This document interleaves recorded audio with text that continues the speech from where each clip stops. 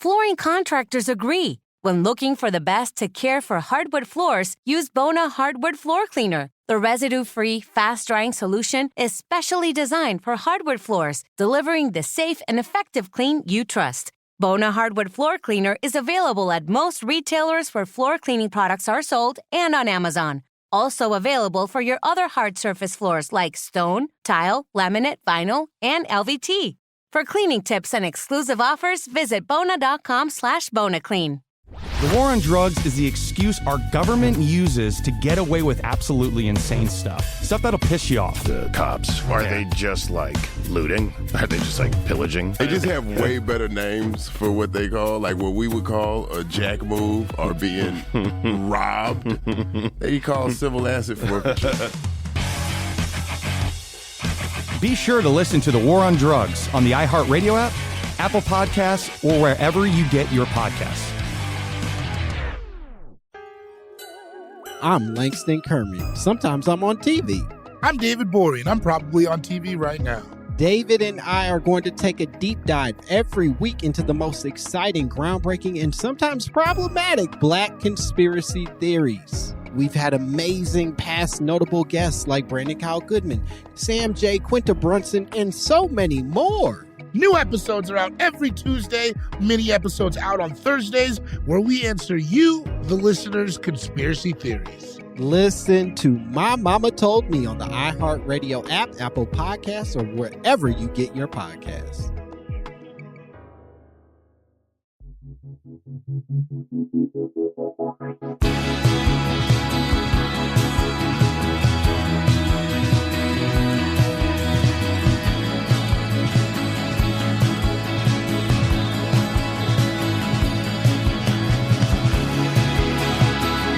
You're listening to 100 Words or Less with Ray Harkins. Hello, everyone. Welcome to yet another deep discussion with people involved in independent music. If this is your first time here, welcome. There's a seat in back. You know, as the class progresses, you can obviously move closer to the front if you feel comfortable.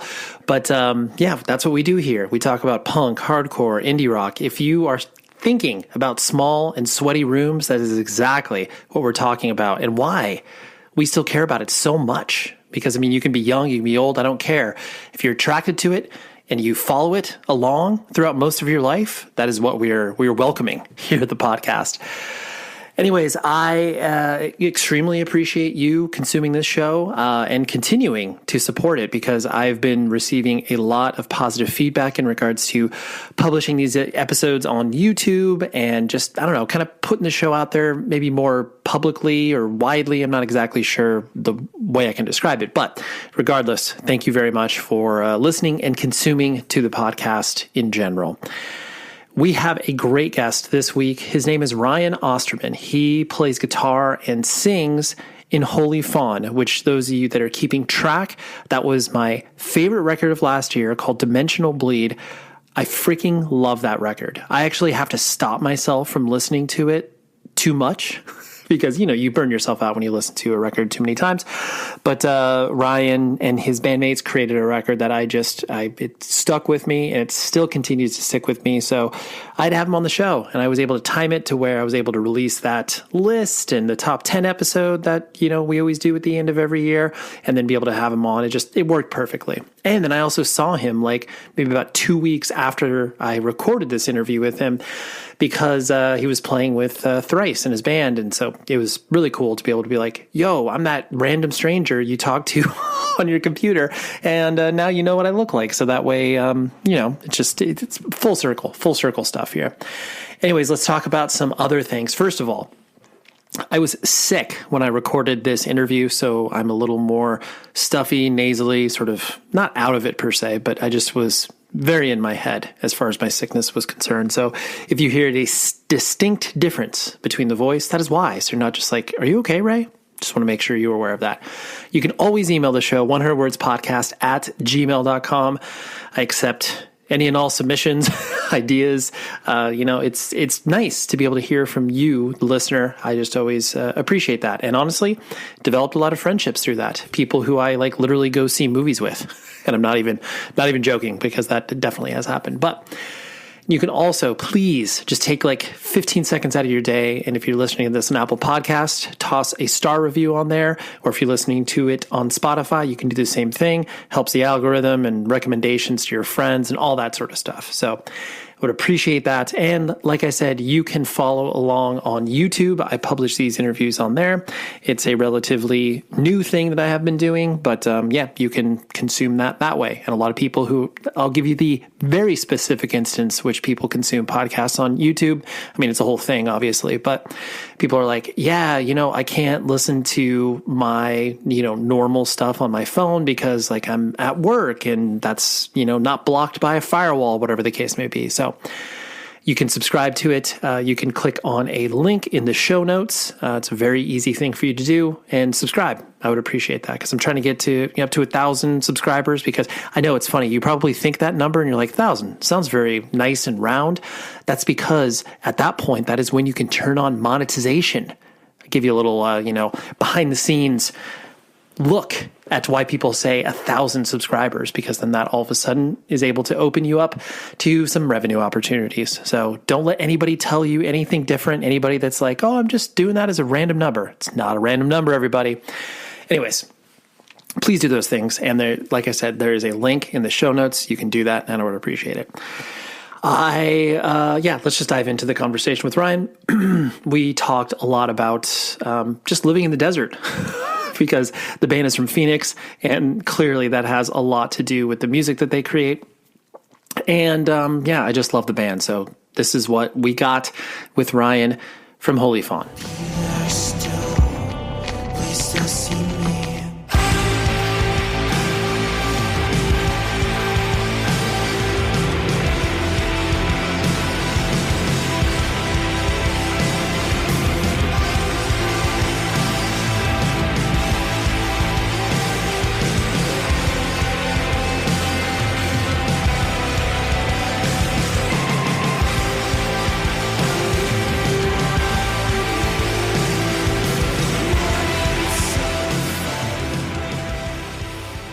First tripped across Holy Fawn via Death Spells, and honestly, I can't recall exactly whether it was a friend that shared it to me or I just found it on my own, but it elicited a reaction that I honestly hadn't felt in a long time, where I just wanted to reach out to you guys and just say like, hey, I really like your band. And like, it was one of those things where it's like, I'm fairly certain I either emailed or hit you guys up on Instagram with no other reason other than just be like, oh my God, I love your music. And I just think you're incredible at what you do. Well, dude, I mean, thank you so much. I'm happy that you enjoy it. Like that's why you do it, obviously. Yeah. But I have a feeling that my reaction is not too dissimilar to other people who, listen to your band. Because I think the thing about what you guys do is that like you inspire reaction, whether or not a person is like, yo, this is the worst thing I've ever heard. Why are your songs like 7 minutes long? Or like me, where it's like, oh my gosh, I identify with what you guys have going on. So I'm going to guess that's kind of not like people are going up to you and saying they're hating your band, but you get the point. Yeah, no, like I'm happy because we do have a lot of people that reach out to us with everything from just like, hey, that was a cool meme, or like, hey, I really like your album or song or something like that, and makes me happy that it's like that happens and that we're approachable enough for people to feel comfortable to reach out and say, hey, just because we've had some people be like, hey, I'm in like the hospital and like your music's helping me get through like my chemo treatments and stuff. And I'm just like, holy, can I cuss on here? By the way, I should have asked that. Absolutely. No, let it fly. But when you read that kind of stuff, your brain just kind of like explodes. Cause I think I've said it, times before, like when we were recording Death Spells, it took like 3 years for us from going from like some demos to actually like writing and recording it and re-recording it and all that stuff. So after like 2 or 3 years of doing that, we're just like, holy shit, it's done. Wow. Now it's done. Like, what if no one even gives a shit about it? Sure. So having those kind of responses and everything like that is just incredible to me. That's reached people at all, and that it's providing some sort of comfort or solace or something like that. It's really amazing. Yeah. And I think the point of me bringing that up is because there are bands, and with art in general, the worst type of art is the one that just kind of like sits solely in the middle. Like people are like, it's not bad or whatever, but it's not inspiring. Like you said, the reactions of people reaching out to you and expressing their love for whatever it is that you're putting out there. And I think that's, especially with how far you guys push yourselves, like, it's not, an easy hang, like, and I don't mean that in a disparaging way, but it has that built in kind of, oh, hey, you like songs with like verses and choruses, like we have them, you just have to wait a little bit longer for that. Yeah, or there's only like one verse and one chorus, and it's just, I don't know, I feel like, sometimes we do have like parts that, we come back to, like it could, constitute a verse or a chorus and stuff. But I feel like with a lot of stuff, I feel like it's more natural for me to just be like, okay, here's part A, part B, C, D, E, F, whatever. And it just kind of like exists in like how it's supposed to, I guess, in like my brain. We have a song on the new album, Dimensional Bleed, like the title track on there is like only 2 minutes long, so it's just like, it's just part A and part B and the song's done, so it's just kind of fun to just do that. I don't know why that feels more natural, but yeah, well, you're following the way that you want to create that stuff. And I do think there is that fun element of playing in a band or doing something creative where you revel in the idea of subverting expectations, where it's like, I know you expect this part next, but we're not going to do it. And not just to be a dick, but just like, to be like, hey, like we're going to do this. Yeah, exactly. I mean, I know some people are probably just like, okay, this is like a Holy Fawn song. It's going to start off like kind of chill and quiet, and then it's going to be a big ending and shit. And sometimes I'm just like, dude, we gotta do something like different, and sometimes it's like, maybe like Evan or Alex will suggest, be like, hey, like, can we not just do like a big ending right here? Can we do something else? And I'm just like, that's actually like a good idea to right. kind of go a different route, so what might feel really natural to me in a song might not be the best fit. And that's why we got those, other brains in there in that creative space. Yeah, absolutely. And I'll pull that apart a little bit as we go into the conversation, but I wanted to focus on you as an individual. I know you were born and raised in Arizona. I didn't actually find out on doing my, deep sleuthing on the internet, what city you were actually born and raised in Arizona, or am I off? So I was actually born in New York. But, oh, okay. But I've lived in I've kind of been all over the place, but sure. Arizona's kind of been headquarters for the majority of my life. But yeah, even in Arizona, I've lived kind of all over the place. Like, I mean, Phoenix as like a whole is really kind of just spread out a lot, so, you have like Mesa and Tempe. I live in, like central Phoenix right now, which is really cool because I'm only like, 5 minutes from like downtown proper. And then, I'm pretty close to like, like the 51, which is like a freeway that kind of takes you wherever else you need to go. Sure. But yeah, Phoenix has kind of been headquarters. I think Alex is the one that was born and raised in Arizona. Okay, got it. So at what age did you, land in Arizona proper? Let's see. Probably when I was like, I must have been like 3 or 4. We moved when I was a really little kid. Oh, okay. I mean, it's weird. I don't know. Arizona is always like, I hate the summers because I hate the sun and I hate the heat. And so it's like the worst place to be. Yeah, bad it's like combo, right? 8 months of summertime here, it feels like. But yeah, it's just always kind of like been home. I lived here. Then my family moved us to like the UK for a couple of years, then back here, San Fran, Ohio. But it's always like here, though. It's like, I don't know. It's like my little headquarters, Yeah, that's interesting because usually people experience these. I mean, there's always that, especially once you start to gravitate towards subcultures, the idea of like getting out of your city and experiencing the world and, the limitations that exist of your own hometown. But it's funny that you had those traveling experiences based on your family moving around, and you're just like, yeah, Arizona's pretty sick. Yeah, I mean, it's really nice. I mean, like I do feel comfy here, but you know, we tour a lot out of the year, so I do get kind of like out of my habitat for a good portion of the year, you know, and like, you know, when you're, I mean, like oftentimes it's just like, you know, we'll be out for like weeks and only have like a couple, you know, days off over the course of the whole thing. So you kind of do really get to see a lot, you know, when you're like out there. So that kind of, you know, satiates that wanderlust, you know? Yeah, absolutely. And so, like you said, most of your formative years were spent in Arizona. What was your, I guess, family structure like as you were growing up and kind of moving to these different places? Like, was it, you know, mom and dad, like brothers and sisters? What did that look like? Yeah, I have a younger brother. He's 2 years younger than me. My parents split when I was like 12 or 13 or something like that. But Okay.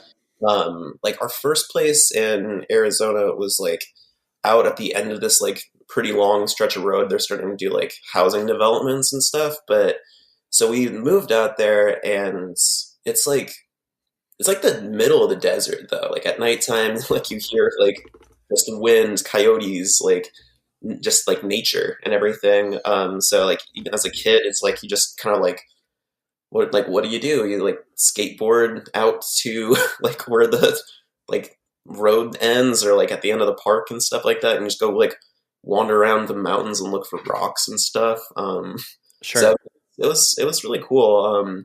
Like as I got older and everything like that, I started living in like Tempe, which is like another kind of like city in like the Phoenix area. It's like more of like a college town, so that's kind of like where I like lived and worked and everything. But yeah, I don't know. I mean, like family life was always like pretty normal. I mean, like I say normal. It's like my, you know, parents are divorced, but I feel like everyone's parents are divorced. So Yeah. it wasn't like really a huge surprise to like me or like my brother. It was just kind of like, oh, okay. So now we're just going back and forth between houses or something like that occasionally. So Sure. Did you, just because you and your brother were so close in age, like, did you guys have that bond, or were you guys kind of going on your own paths?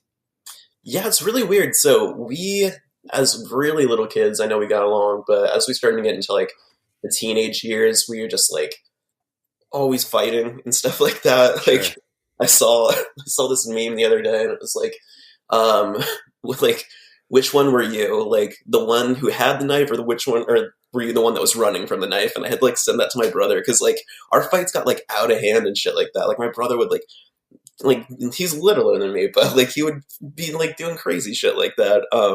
So I thought that was funny, but yeah. Right. So eventually, it just evolved into like this weird like apathetic kind of relationship. You know, like we lived in the same house, our rooms are right next to each other, but we just like wouldn't talk for like weeks. You know, and I remember I moved out when I was like 17. I think my dad got remarried and moved to San Francisco, and he like couldn't sell his house in time or something like that. So I just moved into his house, which was like 30 minutes away or 40 minutes away. So I had this like house to myself as like a 17, 18-year-old.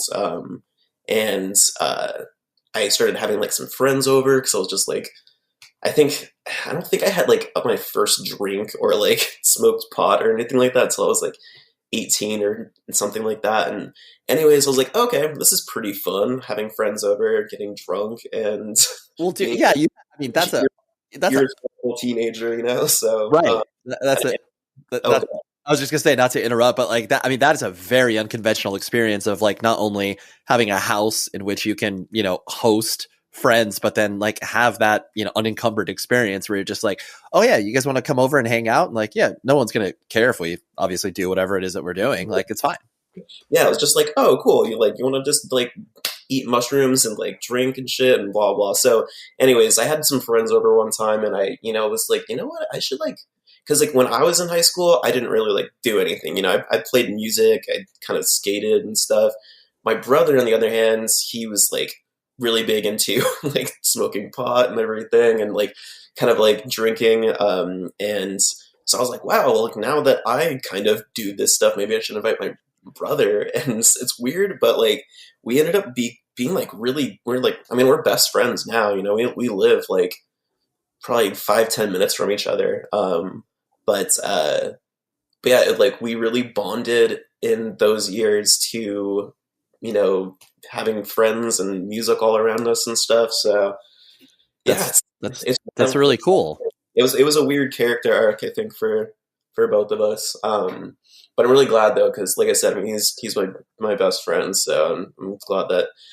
I mean, it sucks that us being delinquents was what brought us together. But hey, like we're young, so yeah. Well, I just like that because at that point, you guys were viewing each other obviously as not the enemy, but you were viewing each other as humans. Like, because the same thing can be said about your parents. Like, it's so earth shattering once you realize, like, oh, my parents have no clue what they're doing, and you're just like, they're like, once they become humans, that's when you can kind of like get along on an even deeper level. And so it's cool that you have that with your brother.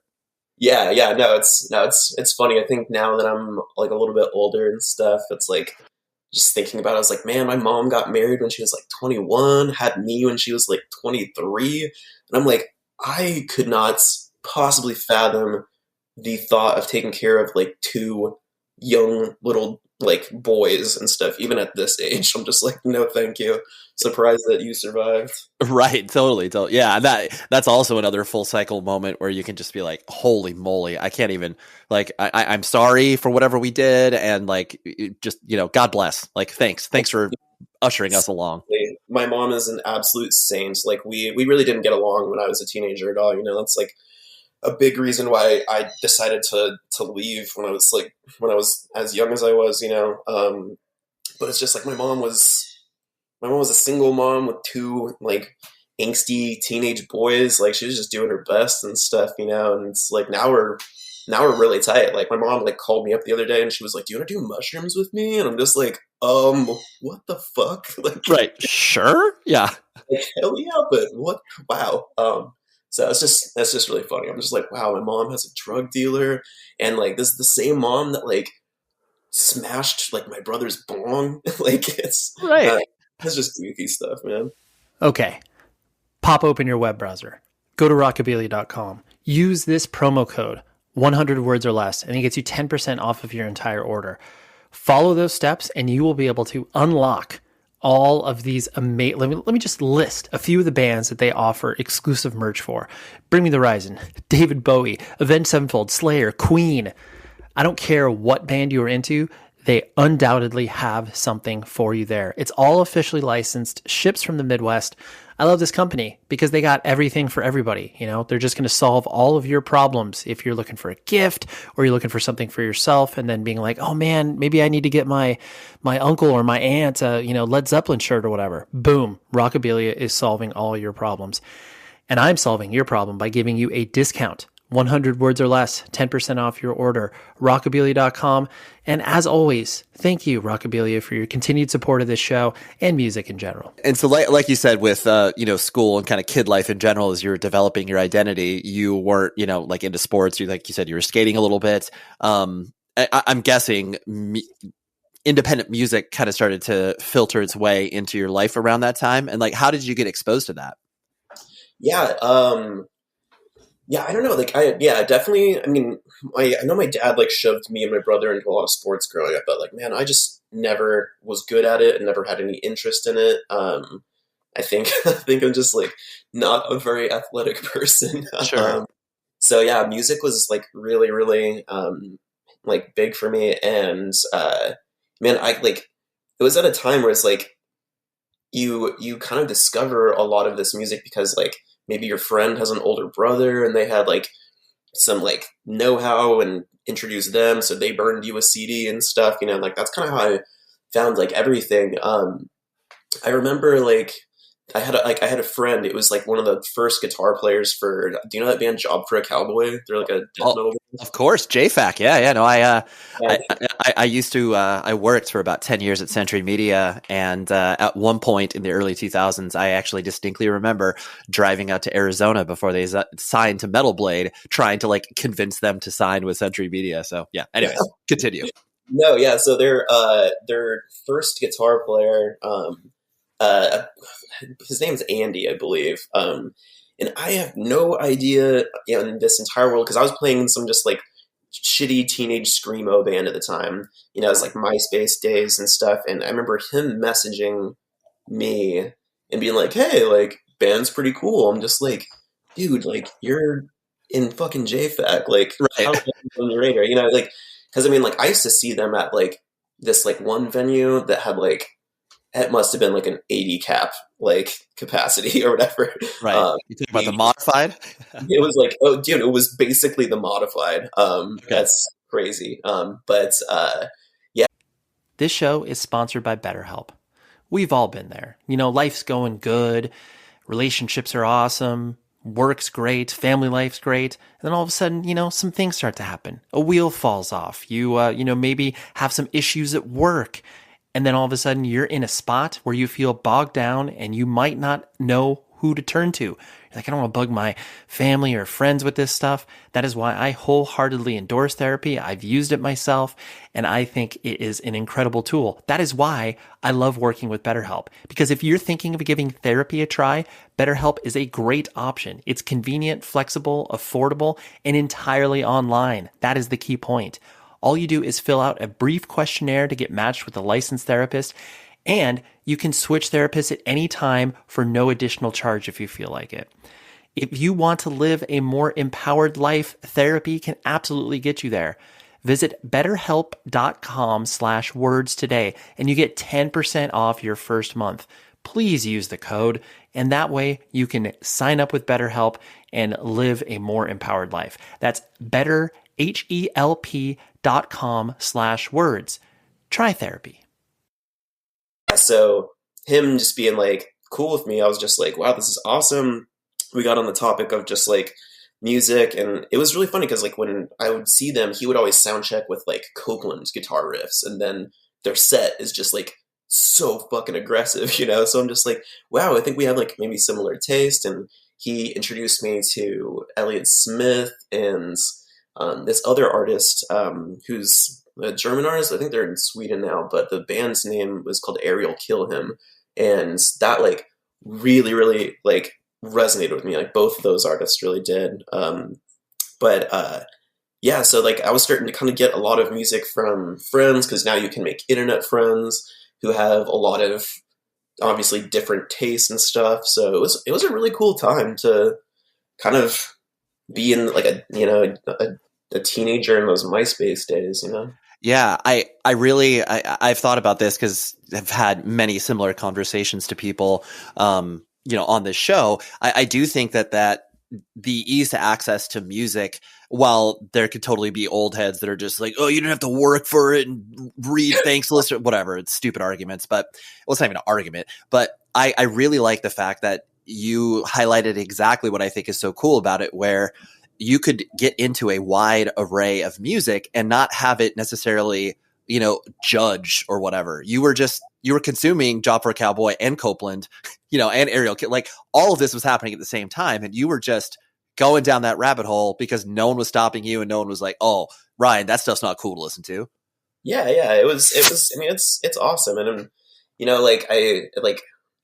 I've always just really enjoyed just like exploring music of really kind of any kind. Like, when me and my brother were like really little kids, we used to go to this, my family took us to this like awesome Mexican restaurant, and right next door was this, or not right next to the restaurant, there was this record store that we'd go into, and I would just like flip through a bunch of just different CDs, and like I would just buy CDs just based on like the album cover, so I just got like random stuff, like I think I got like a Rammstein album and like an Eve 6 album at like the same time or something, and like, I don't know, I've always been really interested in that. Like, I feel like even when I'm on Spotify, I'm always going on like release radar or my discovery thing, just because like I constantly want to hear something kind of new, you know. So yeah, it's cool. I do like that concept too of just, you know, you're just taking stabs in the dark, trying to understand like, oh, I like this because of the artwork or whatever. And like you said, you're drinking so much of it in that you couldn't, you know, you could never find a bottom to it.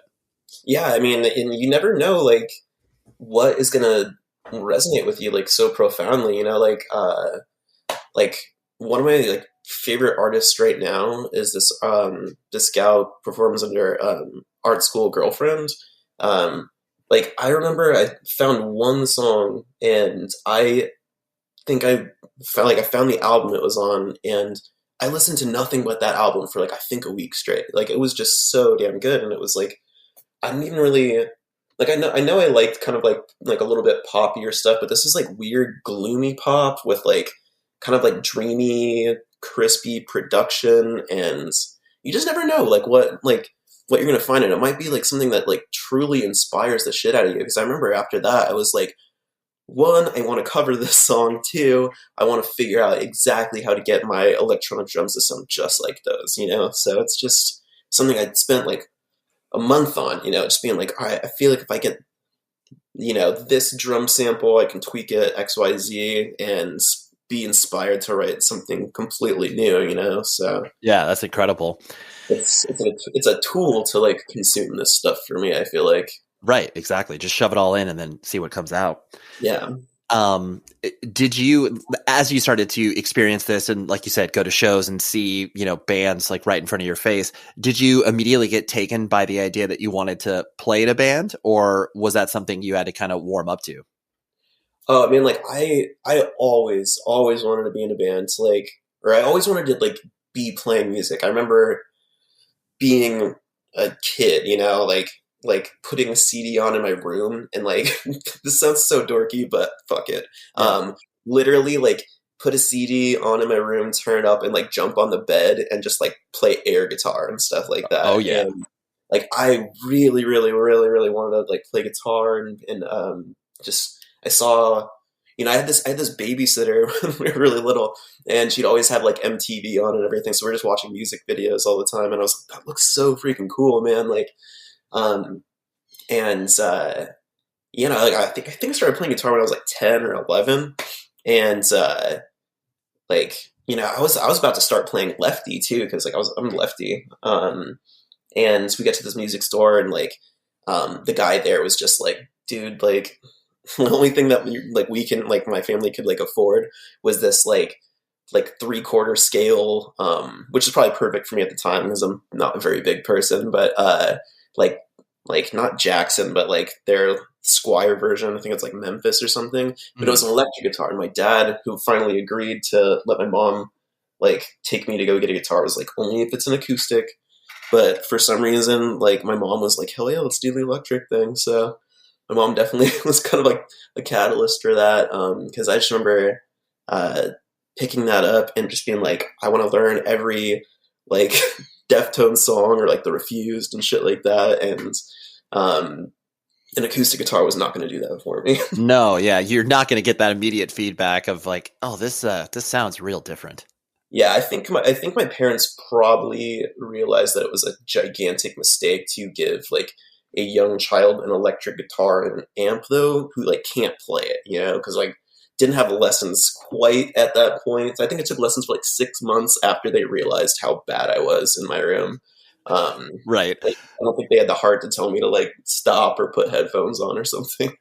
Right. Or, I mean, I always, you know, bless the parents that go down the path of bringing drums in the house, where it's just like, yeah, guitar and amps that's one thing, but then, you know, the drums, there literally is no volume monitor. Oh, God, dude, no. Like, I honestly, whenever we're recording and stuff like that, I wish I could just. I like sometimes I'm just like, okay, if we're just tracking drums, like I'm just gonna take the day off or something. I don't Sure. I can't listen to drums this whole time. Yeah, you're like, I'll take a pass on this day. Like, not because I don't like it, but just because it's too loud. I'm sorry. Dude, hearing drums by themselves is like such like to me such a non-musical sound. I love drums, and I I wish I could play them honestly, but by themselves it just seems so like atonal to me. Yeah. I'm sure every drummer that hears this is probably gonna be like, "Well, fuck this guy," but yeah. No. Well, I mean, you're in the same way that people, can easily say where it's like, yes, on guitar or bass or whatever, like you were playing notes where, yes, there are notes on a drums, but it is a whole different ballgame there. Yeah, I just don't have my ear tuned to do that. Like, I'm just like, oh, I can listen to a song or an album and be like, oh, these drums sound really fucking good, and like I know like what good drums sound like and what bad ones sound like, but yeah, I just can't do it on its own. But thankfully, like, so we like record everything ourselves. So if like Austin's recording, like Austin does a lot of Evan and Austin do a lot of like the recording and everything, and like usually it's just like Austin will just go record drums like by himself, because he's like, I'll just press record and hop on behind the kit and call it. I'll just do the thing. No worries, guys. I got this. I'm very, very thankful that he's both a good engineer and good drummer. Yeah, absolutely. Something that I've observed just in the playing in bands, traveling to Phoenix for many years myself, like Phoenix is such an interesting town where it's large enough as far as the city is concerned, but the music scene is so small, but the city's big enough to support multiple venues, and like the scene, broadly speaking, from an independent perspective, is so incestuous, where it's like, if you haven't, I mean, I know I was just going to make a joke where it's like, if you haven't played the Maine, did you even play in a band, like, in Arizona? And I know you did as well, but I'm sure you kind of felt that as you were, starting to experiment and playing in bands and stuff like that, that it seemed like everybody was kind of swapping band members and playing in different bands. Yeah. I mean, especially with like the Maine, like I was in 3 different bands with those guys. Like, it's amazing. I mean, minus John, because he was like he was just like a wild card for the rest of us. We're just like, who the fuck is this? Like, totally. Yeah. I love the guy to death.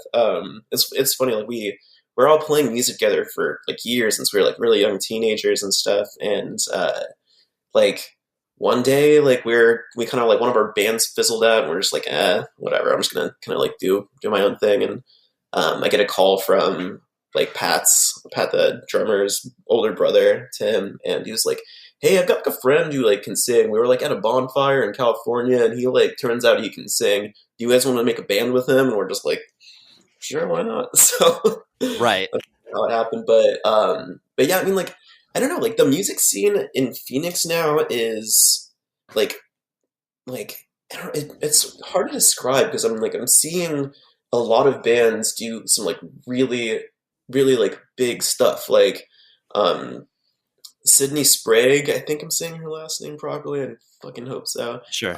Is so awesome.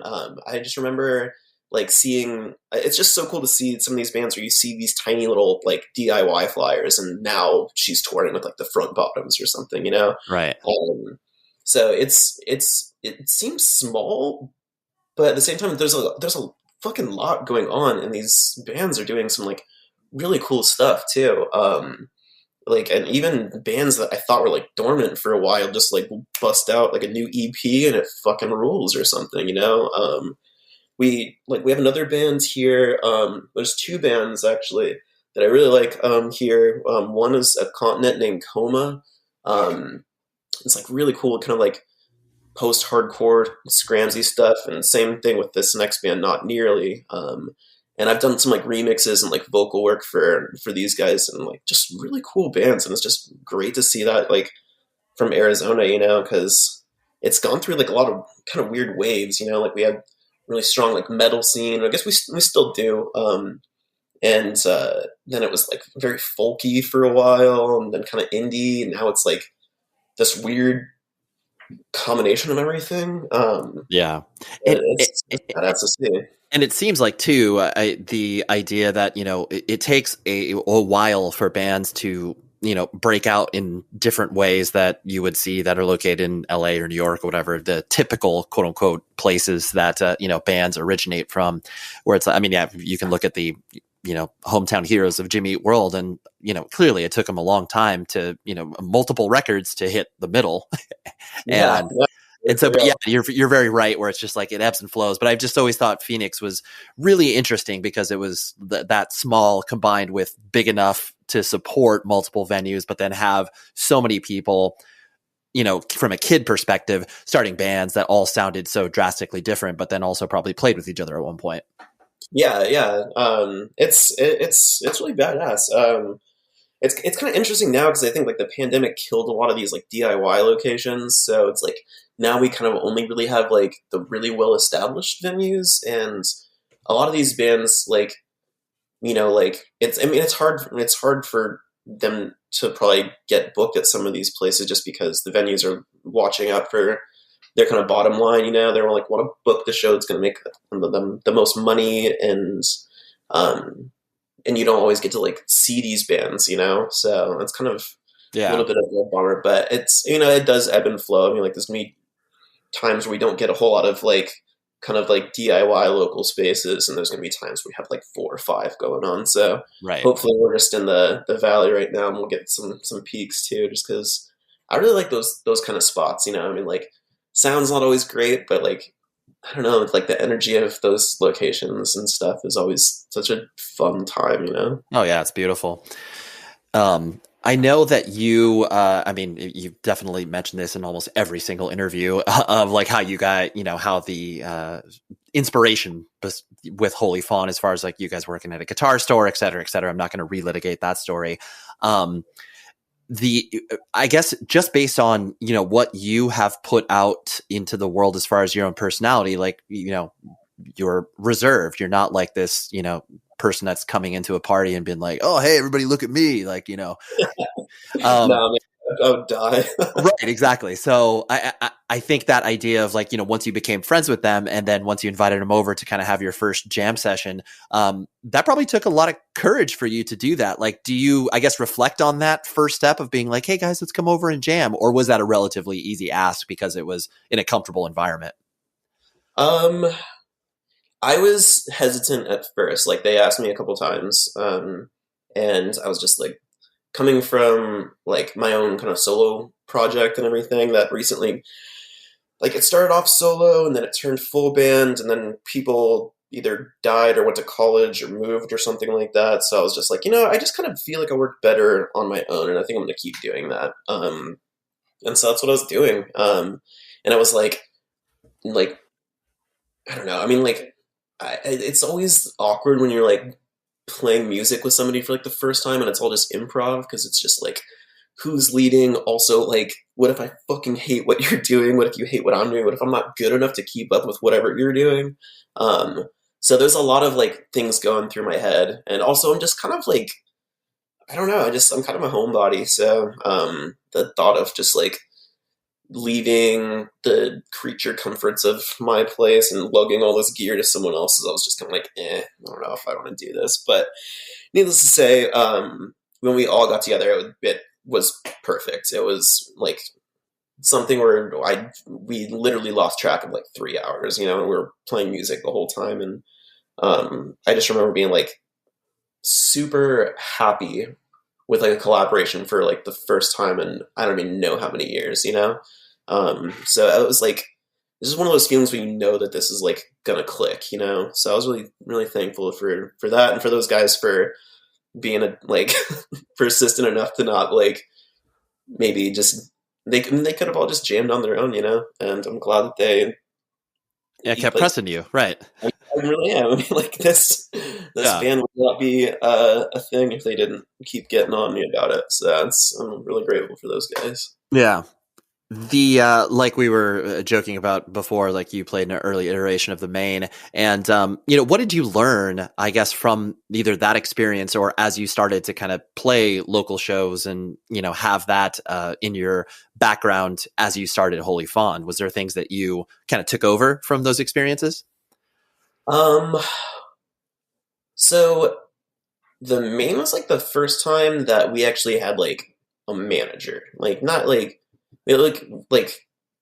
Tim's brother, Pat's brother, Tim is the manager for the main. I believe he still is. So it was interesting to have like some actual like guidance, you know, and he was just kind of starting out too. He wasn't like a pro in the industry, but he was really smart, and he knew like a decent amount of people to kind of properly guide us. So we got to play some shows out of state and stuff like that before, because like, you know, I think I was, I don't know, like 16 or something like that at the time. Maybe I was a little bit older, I can't remember, but like doing that was like huge for me. I was like, holy shit, like, am I actually a musician? Because Right. we can play those in our hometown and out of state or something. So that was really cool. And it was interesting to see a more professional side of the industry at a young age. But I really wouldn't see anything like that till much later on down the line, you know, even in my like previous like project, the one that like more or less kind of like started Holy Fawn and everything. Like we toured, we did stuff, but it was always so like kind of like DIY, and wouldn't like make any money. Or I mean, if we did, it was just going straight back into like gas or to buy us food and stuff. So it was kind of just like touring for fun, I guess, you know. But right, there was no future plans or momentum that you felt like you're building upon. Yeah, I mean, like I knew that like we were making music that I enjoyed, and I was lucky to have friends that enjoyed it enough to play with me for free. Sure. Like aside from like food and stuff like that. So I think it was like something was happening, but yeah, we still wouldn't like really see any semblance of like that professional world until like kind of after Death Spells and everything, because we're just like, that record did so much better than any of us could have possibly ever thought of, you know, like right. Like people are still listening to it, and like that's amazing to me. So yeah, it's weird. I don't know, like it's hard to say like what I took from the main, because it was brief, and I was really young, so I don't know. I feel like I've learned a lot more about like the industry and stuff like that with Holy Fawn, just because we've been doing it for so much longer, and because we have just like a killer team behind us too. That's so helpful with keeping, you know, the wheels moving and all that. But it's still always like a learning. It's still always like a learning curve. Like I feel like every tour we go on, I learn something a little bit different about that whole life, which is interesting. Some of them feel a little bit easier. Some of them feel a little bit more complicated. Like the last few months, we did our first like headlining tours, and like here and in Europe. And touring in Europe was like a completely different like can of worms, which was freaking awesome. But there were just like little random hurdles that we had to like kind of like figure out how to navigate, you know. So it's really cool though. I mean, like I enjoy touring, and I enjoy learning something kind of new about how everything operates and how to make us all happy and function like a finely tuned machine, you know? Let's talk about our friends at evilgreed.net. First of all, go to that website. You will unlock so many cool things for your eyeballs to look at and eventually order and wear. But use this promo code before you do anything else. 100 words is the promo code. It gives you 10% off your order. And you may be asking yourself, what is this company? They are a web store / merch store solutions provider for bands and labels and stuff like that. But more importantly, they offer you, the consumer, a very easy place to buy all of this merch.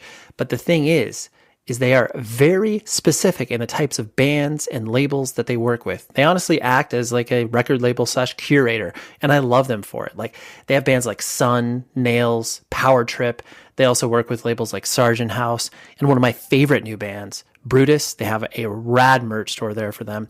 And they also have like death metal, 200 stab wounds. Like who doesn't want a 200 stab wounds shirt? I mean, I don't, because I'm not as tough as most of you, but you get the point. evilgreed.net, 10% off. They're based out of Berlin, Germany, but they ship to the US very, very fast. And honestly, the shipping is not expensive. I was actually shocked, and that's why they're advertising on this very show. They want you, the US-based consumer, to check out their website and order all of this stuff. Because like I said, They work like a record label, very specific curation they got going on there. So go to evilgreed.net, buy all of the stuff using the promo code 100words. Thank you very much. The war on drugs impacts everyone, whether or not you take drugs. America's public enemy number one is drug abuse. This podcast is going to show you the truth behind the war on drugs. They told me that I was being charged for conspiracy to distribute 2,200 pounds of marijuana. Yeah, and they can do that without any drugs on the table. Without any drugs, of course, yes, they can do that, and I'm a prime example of that. The war on drugs is the excuse our government uses to get away with absolutely insane stuff. Stuff that'll piss you off. The property is guilty, exactly. And it starts as guilty. It starts as guilty. The cops, are they just like looting? Are they just like pillaging? They just have way better names for what they call, like what we would call a jack move or being robbed. They call civil asset forfeiture. Be sure to listen to The War on Drugs on the iHeart Radio app, Apple Podcasts, or wherever you get your podcasts.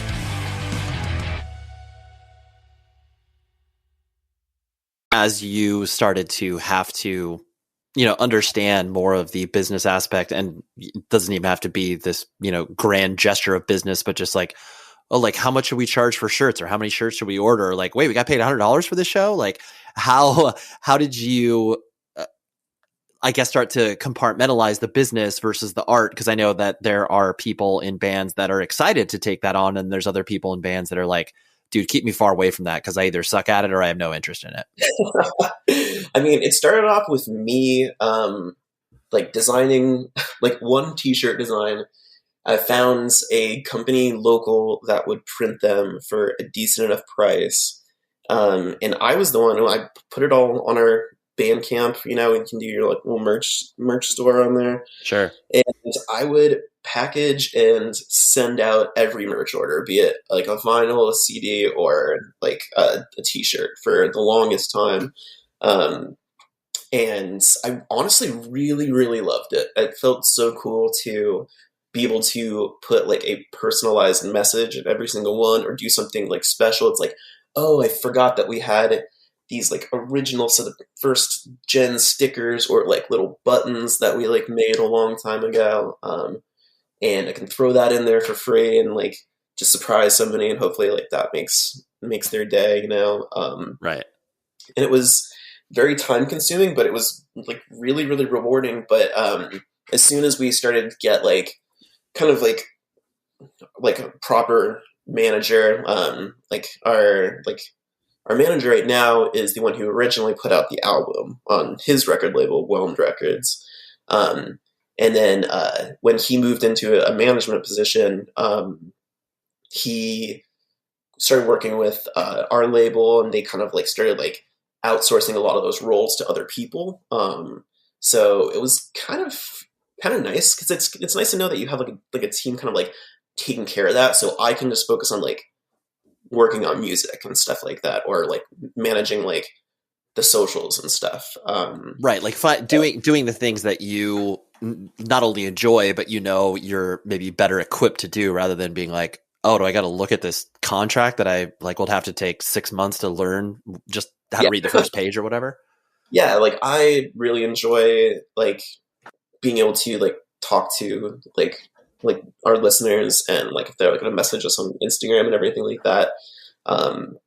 Like that was big. And because like, I know what it's like to reach out to an artist that you really like and not hear anything back. And you're just like, man, I kind of like, and you like, I'm not owed anything like by anyone. Just like, I just remember I've typed out messages and been like, dude, like your music genuinely made me not want to kill myself. Like, I just wanted to say thank you. Like, right. And you like, don't really like hear anything back. And it's like, I'm not owed anything, but it would be like so cool if that was acknowledged, And I always wanted to just do the like opposite. Like that was always kind of like my internal like commitment was just like everyone to respond to everything. I just want to like treat everyone like humans and stuff like that, and like continue to just like we're just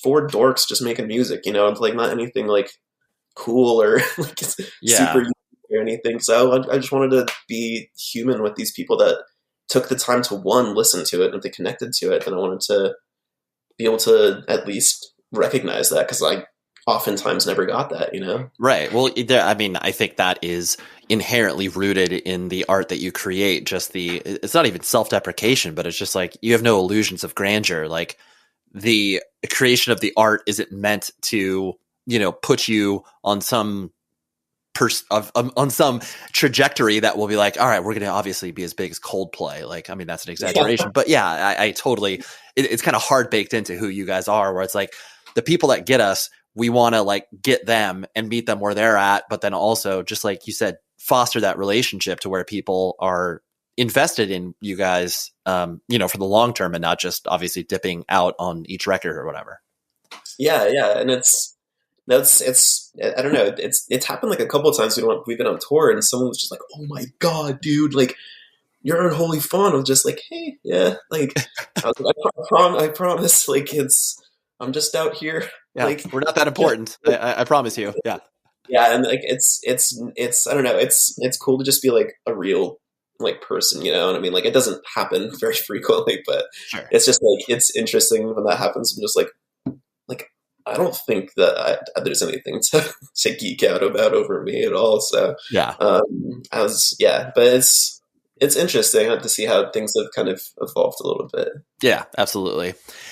And speaking of touring, I know that is something, I mean, you guys do spend a lot of time on the road, and I'm sure your relationship with touring has evolved to where, you know, when you first start to do it, like clearly it's a bunch of new experiences and you're playing a bunch of different cities you've never been to. But as, you know, that starts to get longer in the tooth, not to say that it becomes, you know, habitual, but it enters a different phase. So how have you interacted with that, knowing that you do probably have to have those moments of like, all right, guys, I'm just going to be by myself, so please don't talk to me.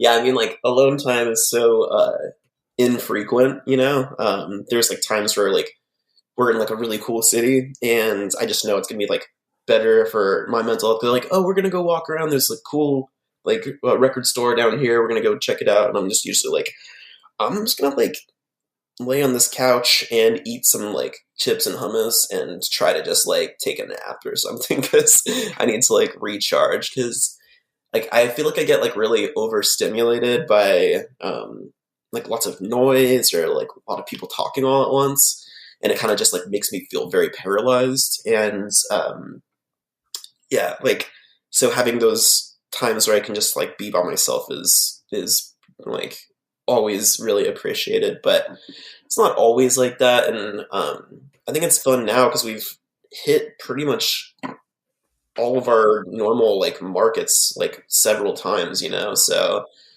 it's really cool when you get to, you know, we're like, oh, we're playing this city, oh yeah, like I forgot this venue has a fucking basketball hoop or something like that. It's so cool to like have like kind of like places that you can almost like, you don't like feel like home, but it's like familiar enough to where it's like you can count on it, right? Yeah, it feels like comfortable, you know. And there's a handful of venues that like when we've played, we're just like, man, that's like, I fucking love it here. Like it's so good. Like they take so good care of us. Or like there's an amazing vegan pizza spot like 2 doors down, like something like that. You know, it's kind of become like this really like fun thing. It's become a little less stressful, you know.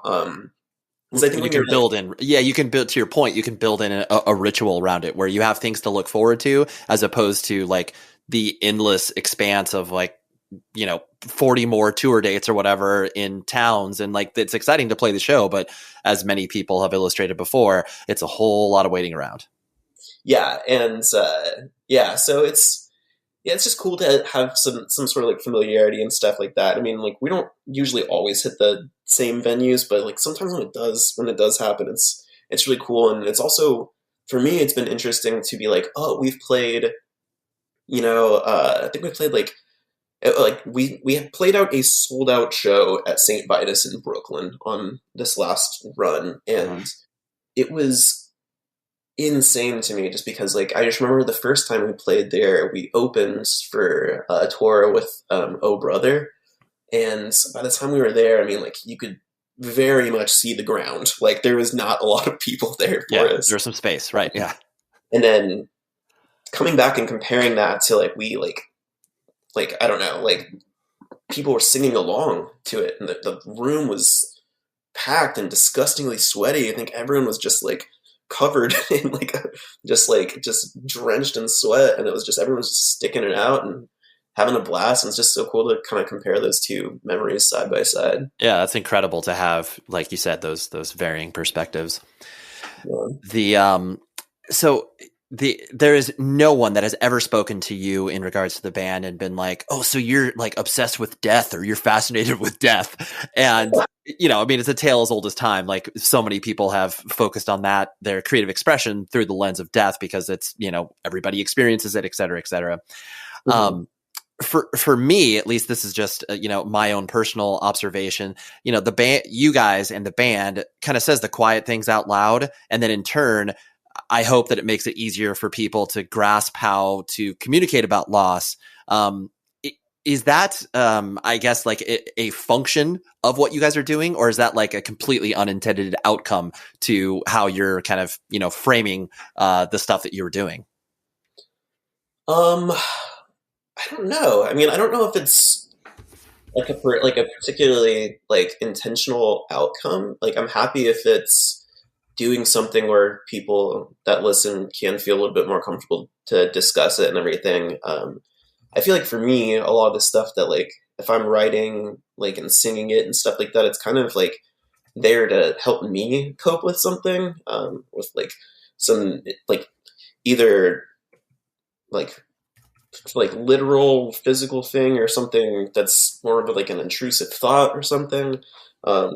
It's really, really stuff that just helps soothe my mind. I mean, like all of our music really like is something that helps get some of this like fucking weird emotion out of me. You know, it's like something I can't like really like put into words super well, because it feels like a bunch of different things combined. But I don't know, I feel like it's something that's kind of like cathartic for my depression and anxiety and stuff like that, because it's a lot of stuff that just my mind will fixate on a lot, you know? So putting it in music kind of like allows it some sort of like sense to like get out, or I can examine it under a different lens when it's become something like a little bit more tangible.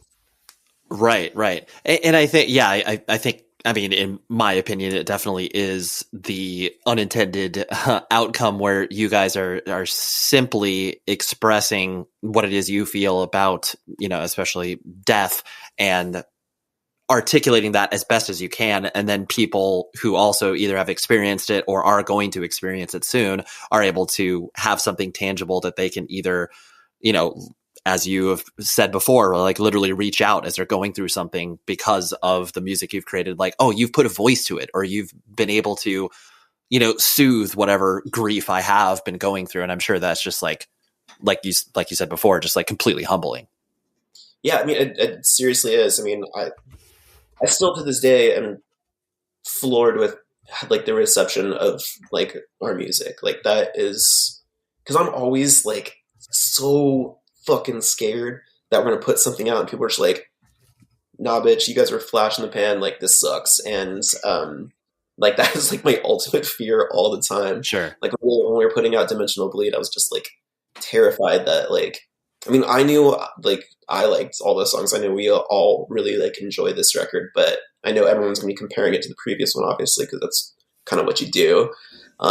So I was really scared. So when I do get those kinds of messages, it is so, like you said, like humbling, and it makes me feel valid. It makes me feel like I'm not like a complete hack or something. Right. Well, yeah. And to your point, like just the idea of not only the musical iteration of what you have done, but just then the fact that you're heading into the supposed sophomore slump where it's like, oh dude, it's never as good as the first thing they released.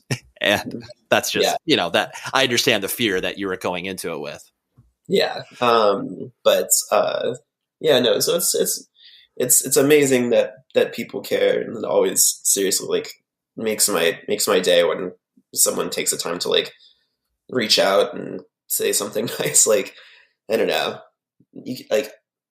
it's that is like a real like moment of kindness, and I appreciate that a ton when people do that. Right. Yeah. Because there's no, I mean, people have to go out of their way in order to, I mean, yes, of course, it's as easy as pressing a few buttons on your phone, but like still the fact that they did that, like they didn't, do that for any other band for that particular day. So of course I totally understand. I mean, I have that moment with like so many musicians too, and I'm just like, they're not going to read it, so I'm not going to write it anyway. So, yeah, I can't punish them. Right. Yeah. So no, it is powerful. Yeah. And this is something I typically don't go into like songwriting questions because it's something that I just find that line of questioning pretty boring, and no shots against you at all. But I correct me if I'm wrong, because I either read this somewhere or heard you articulate this in an interview, but you, as you start to, create new songs, you often start with kind of the underbelly of the song in regards to kind of maybe the atmosphere, the mood, the soundscapes that you are, obviously incorporating in with that. And then you start to add like actual instruments on top of that. I presume that it's very, each song probably takes different shapes, but have you ever penned a song like that? I'm just curious. Yeah, no, a lot of them do start off with like some sort of like maybe like a drone or something. Okay. And because I do a lot of like tape, like cassette tape loops and everything. I like got this like crazy weird like rabbit hole doing that. And so I have like a mailroom box full of cassette loops. Like it's got to be like 100 something. And basically just creates like this textural kind of like, I don't know, just like ambience. And sometimes it's just like the sound of like rocks crunching and stuff like that. Or like in the beginning of our song Blood Pact, that like little like crinkly noise is a tape loop I made, but it's just of like my like keys that are like jingling in my hand, but when you put it on tape and maybe slow it down a little bit, it sounds completely different. And it just felt like sometimes those small little tiny noises like are the things that like inspire me so much for some reason. Like it like just feels good in my like ears and my brain, and I can kind of like keep building on top of that. Okay. So that's usually how a lot of my songwriting stuff starts out, or sometimes it's with like some like electronic elements or like kind of like percussive kind of element. And then I can kind of start adding stuff underneath that and around it. Yeah, it does change a lot. Sure. But for the most part, I feel like that's usually how I kind of go about doing it. Because I wanted to clarify just based on the idea that there is such an intentionality behind what you guys are doing from that, root soundscape found tape perspective that I think, I know for myself, like once I discovered like, William Basinski's work or whatever, where it was like, and that was like 5 years ago, and like I'm a 42-year-old adult, and so it's one of those things like your head cracks open in a whole different way. And I just love the fact that you can have this base of music and add layers on top of it. And I just think that I love why or how that all connects for you from that perspective. Yeah. Oh man, William Basinski is so freaking good. Unbelievable. I literally listen to Disintegration loops forever. Yep. Yeah. So yeah, I don't know, like those really little things that just like I really I really gravitate towards them. Like I have like my own like solo project, Stone Bones, and like that is like most of what I do. It's like a lot of just really tiny little like kind of things, and I kind of do whatever with that project because it's just me, so it's like whatever. But I've always just been really fascinated with just like more like minimal tiny sounds and like little textures. And I have this like really cool sampling keyboard. It's like the same one that like Yonsei and Sigaros uses. Okay, yeah.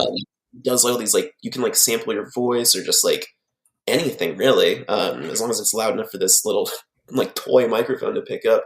But there's this one time where I was like holding it and I was just kind of like jingling my like rings like against the sides of this plastic little like toy keyboard, and it started looping that, and I just really like started enjoying that, like those tiny little textures, So I think that's why we I wanted to incorporate them in a lot of like my music, and kind of Holy Fawn was just like the guinea pig for all that kind of stuff, you know? So yeah, another outlet. And I think that also, you know, dovetails nicely into how you were getting into music and all of the disparate styles that you know, could allow yourself to listen to. Cause I know that many people feel like they need to fall in line with like, you know, I'm a punk or a hardcore kid. Like as you build your identity, understandably, as you grow up, that's much less important to identify with. But that music can be kind of the bedrock, and then you can take all these things from different places and then incorporate into something that is aggressive.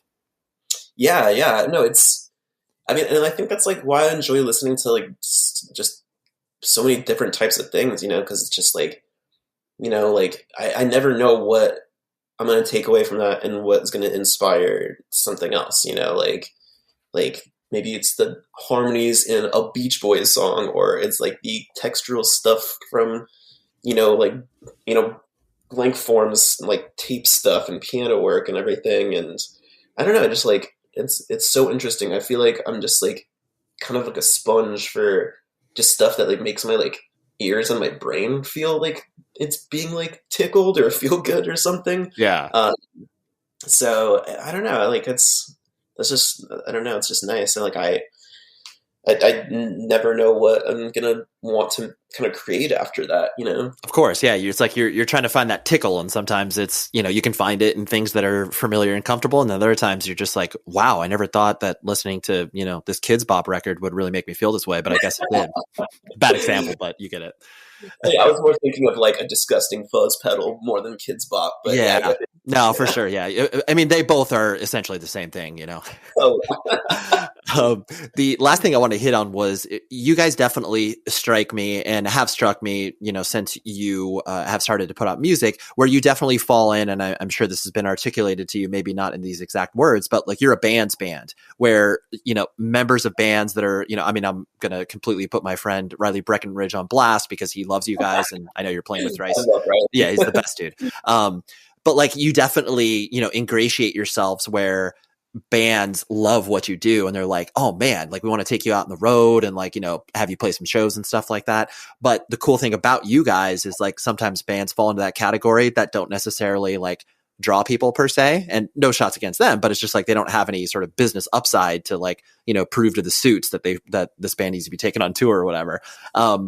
Have you kind of noticed like people, because I know that you've also expressed like, you know, Randy from Lamb of God has been like, yo, I love you guys. And I presume that some of that has been reflected back on you based on the opportunities that you have gotten from the band. Yeah. I mean, it's never not going to be insane to me that like people like widely listen to it.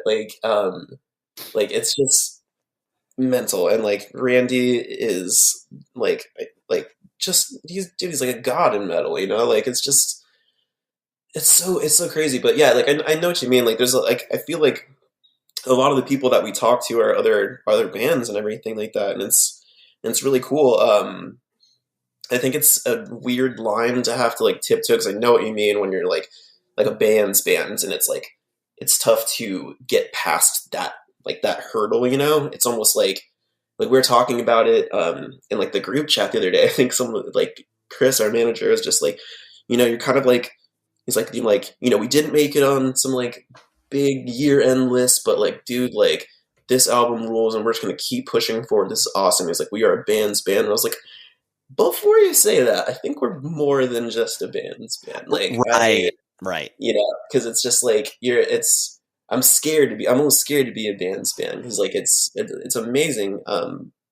But you know, that same time, it sometimes mean that you're plateaued, you know? It does. It's a total double-edged sword. I mean, the band that I always, in my mind from an early 2000s era, the band that I always referenced and played shows with, where it was like a band like Code 7, who is like totally unbelievable, put out a record on Equal Vision, like very much overlooked, but they got so many tours because they were great people to tour with. Bands loved watching them, but it was like, it just didn't cross over into the audience really understanding what they were doing, because they were far ahead of their time. But exactly what you're talking about, where it's like, you don't want to put the ceiling on it, where it's just like, oh yeah, only, you know, old guys who are weathered veterans of playing in touring bands for years will get what we're doing. Yeah. And I think that I'm happy that we can find a middle ground where it's like we can touch on that aspect where it's like there's probably some small nuances that like we'll do on our recordings or our songs and whatever we do live where it's like only people that are pedal nerds or play in bands are going to understand how fucking cool that is. Right. But there's also stuff where I think it is a bit more accessible for people that maybe just enjoy that style of music or something. And I mean, we found that like a lot of like the people that we've chatted with are like, yo, I really only like ambient post rock stuff, but I really like whatever you guys are doing. And we find like, you know, metalheads that are just like, yo, I only listen to like deathcore, but I for some reason really like what you guys are doing. So right, you're the nice middle ground for everybody where it's like, you know, a hard pass on anything screaming, and then you're like, okay, well actually, you know, I can listen to a little screaming, and then yeah, you're like that. You're pulling everybody to the middle, and that's a good thing. Yeah, I mean, I think it's not like, I mean, it's not intentional, but I'm happy that that's what it's doing. Like, right. At the end of the day, we're just making some songs that we love and that are important to us. And yeah, I'm really happy that there's people out there that have found a way to connect with it too. Like that's, at the end of the day, that's like the biggest thing. Like I am so happy that this music can both help me and allow someone else to feel whatever they feel, you know? Yeah, absolutely. Beautifully put. Well, Ryan, thank you very much for letting me punish you for an hour and take you to places you probably haven't gone in a while. No, you've been wonderful, and thank you so much for having me. I had a blast chatting with you. Oh boy, what a great conversation. Just listening back to it after, you know, because sometimes, well, not sometimes, most of the time, I record these well in advance. And so when I'm editing and I revisit these conversations, I was like, you know what? That was pretty fun. That was very enjoyable. So big shout out to Ryan, and big shout out to his PR person extraordinaire. Her name is Monica, and she is a great human being. I have to give thanks where thanks is due. Next week, I have a, I would dare say, internet celebrity, internet favorite person of the hardcore punk kid movement or subgenre, whatever you want to call it. I have a gentleman named Stanley Sievers. He used to play in a band called Dead Icons, and now he's a director. And I hate to use this term, but it is, you know, everybody knows what I'm talking about, a content creator. He undoubtedly has entered your feed in some capacity because he's been doing some absolutely hilarious jokes, videos about hardcore and straight edge and buying merch, and you'll absolutely know what I'm talking about. Obviously, if you just Google his name, you'll be able to find those videos. But I was captivated by how specific his videos were, but seemed to receive a lot of traction. Like people who maybe have no context whatsoever for the ridiculous call outs of, you know, very specific either bands or lifestyle choices or whatever. He's able to make it funny enough to where I could show it to my, 10 or 11-year-old kid, and he's going to laugh at it. So I saw him at a show, had to corner him, and I was like, Stanley, you're Stanley, right? And I just told him, I was like, yo, you need to come on my podcast. And he was like, I would love that. So it worked out perfectly. And that is who is on the show next week, because clearly people who are funny, the only way that they come through the world is through the punk and hardcore scene. Obviously, I'm kidding, but anyways, that's what we got next week. And until then, please be safe, everybody. The war on drugs is the excuse our government uses to get away with absolutely insane stuff. Stuff that'll piss you off. The cops, are they just like looting? Are they just like pillaging? They just have way better names for what they call, like what we would call a jack move or being robbed. They call civil asset forfeiture. Be sure to listen to The War on Drugs on the iHeart Radio app, Apple Podcasts, or wherever you get your podcasts. I'm Langston Kermit. Sometimes I'm on TV. I'm David Bory, and I'm probably on TV right now. David and I are going to take a deep dive every week into the most exciting, groundbreaking, and sometimes problematic Black conspiracy theories. We've had amazing past notable guests like Brandon Kyle Goodman, Sam J. Quinta Brunson, and so many more. New episodes are out every Tuesday, mini episodes out on Thursdays, where we answer you, the listeners' conspiracy theories. Listen to My Mama Told Me on the iHeartRadio app, Apple Podcasts, or wherever you get your podcasts. People who don't know Bruce have to understand two things. One is he's built like something Michelangelo has carved out of a piece of marble. True, this is true. And number two, he's the first person to show you that at every party, at every dinner. Maybe take a shirt off. I'm Bruce Bozzi. That was George and Julia. You may not know me yet, but you already know most of my lunch dates by their first names and voices alone. Listen to Table for Two on the iHeartRadio app, Apple Podcasts, or wherever you get your podcasts.